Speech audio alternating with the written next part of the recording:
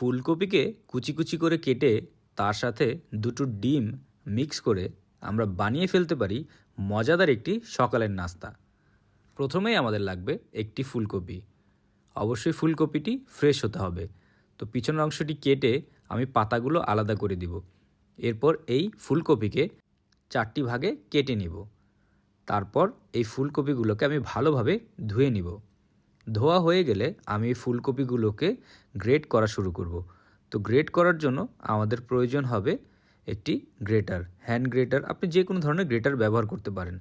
তো গ্রেট করব আমরা আস্তে আস্তে সাবধানে।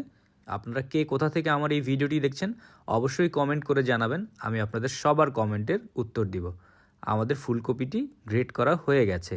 তো এখন এর সাথে আমি দিয়ে দিব 2টি ডিম। আপনারা চাইলে আরও বেশি ডিম ব্যবহার করতে পারেন।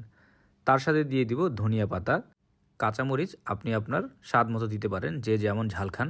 তার সাথে সামান্য লবণ দিয়ে দিব, গোলমরিচের গুঁড়া, কর্নফ্লাওয়ার। এরপর এই সবগুলো উপকরণকে আমরা একসাথে খুব ভালোভাবে মিক্স করে নেব।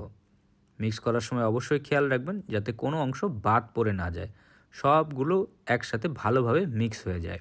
আপনারা চাইলে এই রেসিপিটি সকালে বাচ্চাদেরকে নাস্তায় দিতে পারেন, তবে সেই ক্ষেত্রে কাঁচামরিচ বা ঝাল কম দিলে ভালো হয়। মিশ্রণটি তৈরি হয়ে গেছে। এখন আমি একটি ফ্রাই প্যানে সামান্য তেল নিয়ে গরম করে নিব।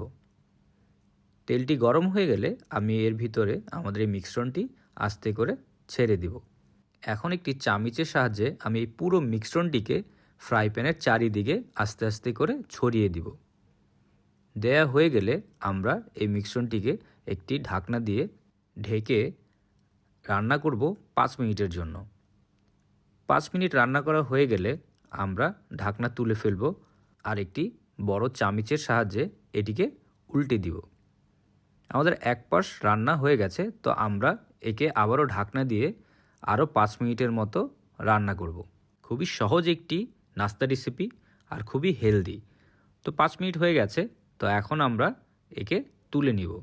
আমরা একটি চপিং বোর্ডের উপরে রাখব। তারপরে একটি ছুরির সাহায্যে একে আমরা কেটে নিব।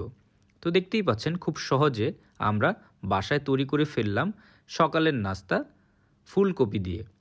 ফুলকপি যেমন স্বাস্থ্যের জন্য ভালো, ফুলকপি সবাই আমরা খেতে পছন্দ করি।